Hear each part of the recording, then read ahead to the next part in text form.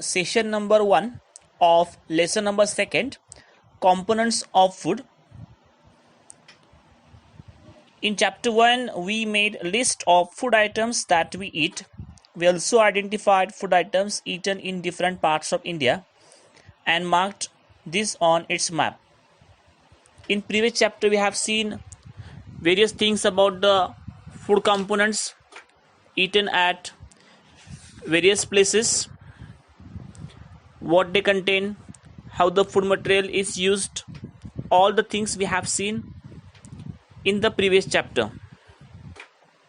A meal could consist of chapati, dal and brinjal curry. A regular meal, it may consist of chapati, dal and brinjal curry. Another may be rice, sambar and a vegetable preparation of lady's finger, that is bhindi. Yet another meal could be appam, fish curry and vegetables. Actually, this is very, I can say that this is the delicious lesson, because we are going to talk about many of the food dishes that you may like, or your mouth may be watering by listening these names of particular dishes. Now whatever I read, such as rice, sambar, brinjal curry, chapati, dal, vegetable of lady's finger, appam, fish curry and various vegetables. These all are the food present in a daily routine. And our lesson name is components of food. I would like to tell you the components of food means what are the components of food, what the food contain exactly, that we are going to learn. Okay, to see that, let me complete first activity number 1. Our meals usually have at least one item made of grain. Other items could be a dal or a dish of meat and vegetables. Normally, whenever we talk about the daily meal, it contains at least one item which is made up of the grain, and the second member is a dal or a dish of meat and vegetables. These are permanent and regular kind of dishes. It may also include the items like curd, buttermilk and pickles. We know that daily what we eat. Okay, so it depends on the particular family or particular person that what they eat. Some of them may add only a kind of a dish made of a grain along with the dal. Some of them may add meat and vegetables also.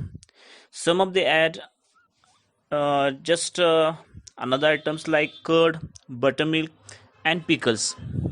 Okay, now here some examples of meals from different regions are given in table 2.1, which is on your screen. You can see the table where they have represented in different states of India what is eaten at various places. Okay, select food items you depicted on the map in chapter 1 and add some more meals to this list and enter this in table 2.1.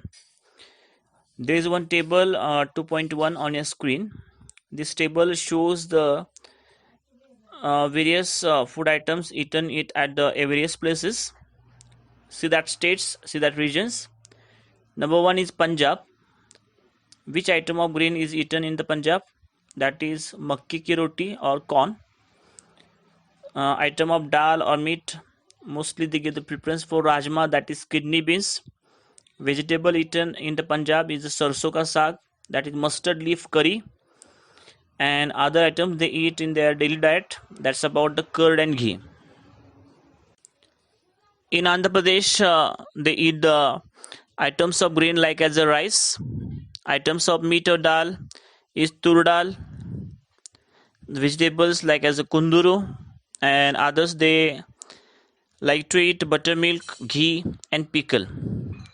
Okay, so here we can understand at various places, at various states, different kinds of the grains or different kinds of the food materials are eaten.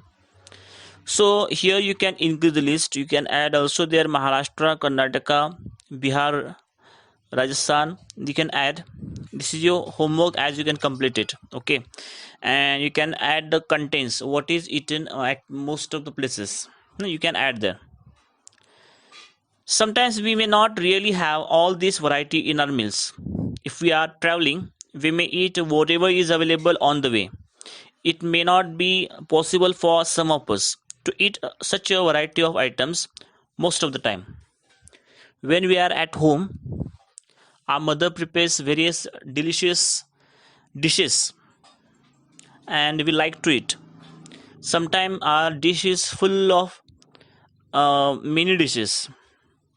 Our plate is full of many dishes that we like to eat. But sometimes we may not get this all the dishes. Sometimes when we travel at that time we have to eat those things only which are available to us on the journey. Sometimes we eat more, sometimes we eat less. There must be some reason though why meals usually consist of such a distribution. Do you think that our body needs different kinds of food or some special purpose? Actually, we have to think about this because we are not only eating the different kinds of food in our daily diet. There must be the reason. Yes, we know that we like to eat that different dishes or different food materials. But exactly what is the reason behind including all the diet? Sometimes it is advised by the doctor also add variety of the foodstuffs or variety of the food items in our daily diet. We should know the reason behind it. I think the answer is hidden in the name of the lesson, that is components of food. Why we should add a different variety of the food items in our daily diet. Okay, to know about it, we are going to start the next point, 2.1. What do different food items contain? What do different food items contain? Okay, let me start this point now. We know that each dish is usually made up of one or more ingredients that we have seen in the last chapter. To make any dish, we require one or more ingredients, and that ingredients actually we get from plants or animals. These ingredients contain some components which are needed for our body. Each dish is usually made up of one or more ingredients. This we get from the plants or animals, and these ingredients contain some components that are needed by our body. These components are called nutrients. The components which are present in ingredient and which are needed for our body, these components are called as nutrients. Okay, here you can write the definition for nutrients. Now I think we have seen it in previous classes about the components of the food, or also about nutrients. You may have heard it somewhere. Okay, so we are going to learn it in detail in this chapter. The nutrients, whenever we talk, these nutrients are very important for the body. So the major nutrients in our food are named as carbohydrates, proteins, fats, vitamins, and minerals. In addition, food contains dietary fibers and water which are also needed by our body. Actually, when we talk about the major nutrients, the name comes that the carbohydrates, proteins, fats, vitamins, and minerals.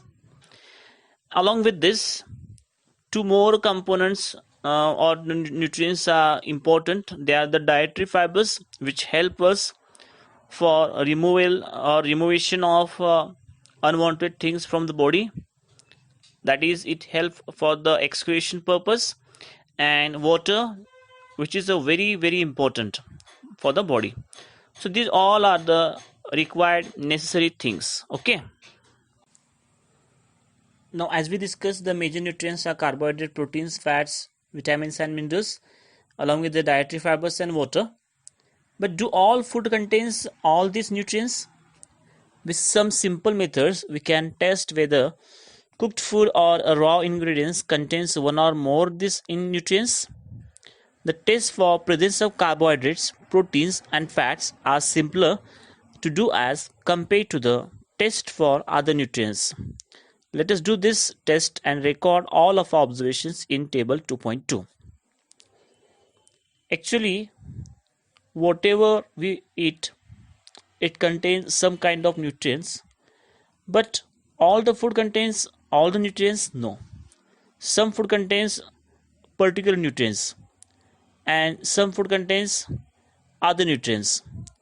So to know that the cooked food or raw ingredients, what the exactly nutrients present in them, to take just to know that the various tests are available.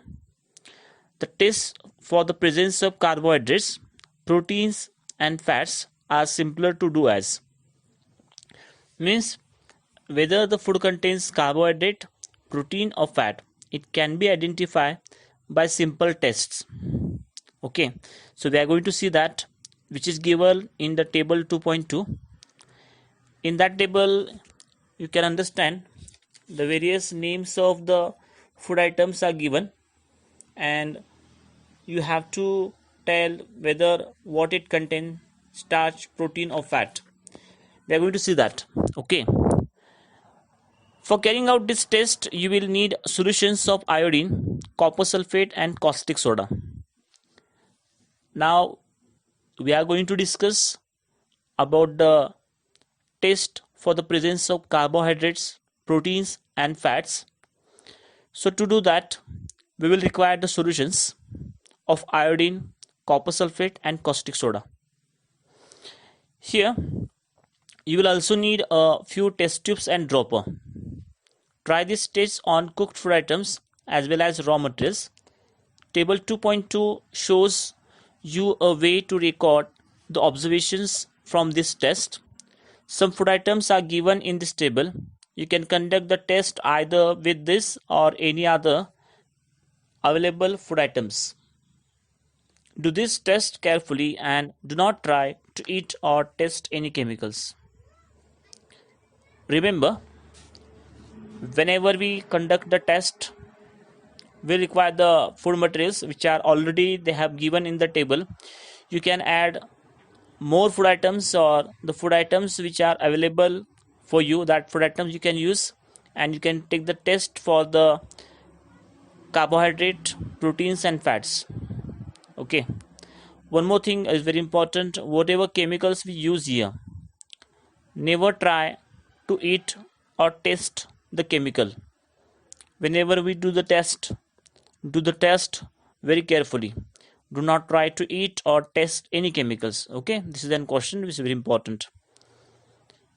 And if the required solutions are not available in ready-made form, your teacher can prepare them as follows. They have given how we can prepare the solution. If the required solutions are not available, we can prepare such solutions also. So you can think about it. Okay, how to prepare the solutions. Where we'll talk about it. Now, how to prepare the solutions? A dilute solution of iodine can be prepared by adding a few drops of tincture iodine to the test tube half filled with water. If you want the dilute solution of iodine, then we can add the few drops of tincture iodine, means original iodine, into the half filled test tube. Then we will get the dilute solution of the iodine. Okay. If you want to prepare the copper sulfate solution, the copper sulfate solution can be prepared by dissolving 2 gram of copper sulfate in 100 milliliter of water. Means 2 gram of copper sulfate solution. Actually, we want to prepare then 2 gram of copper sulfate. We have to add in the 100 ml of water. Then we'll get the copper sulfate solution. Then 10 gram of caustic soda dissolved in 100 ml of water makes the required solution of caustic soda. If you want to make a solution of caustic soda required for the test, then we can add 10 gram of caustic soda and we can dissolve it in the 100 ml of the water. Then we will get the required solution of caustic soda. Now let us begin by testing different food items to see if they contain carbohydrates. Now we are going to find out whether the food contains the carbohydrate or no. There are many types of carbohydrate actually. Carbohydrate have many types. The main carbohydrates found in our food are in the form of starch and sugars. Actually, carbohydrate have many types, but the main carbohydrate found in our food are in the form of starch and sugars. So we can easily test if a food item contains the starch. So we will see how we can find out the presence of the starch in a given food item. Okay, so that test we are going to begin, but at the next session. Whatever I taught today, whatever we have learned, just complete that table and try to learn the concepts. Okay, the remaining part of the lesson we will see at the next session. Okay, at the next time we'll see the test for the starch, test for the proteins, and test for the fats. How we can take the various tests, we'll see. Okay, so just focus on the studies, complete the whatever I told as a homework. We'll see the remaining part at the next session. Thank you.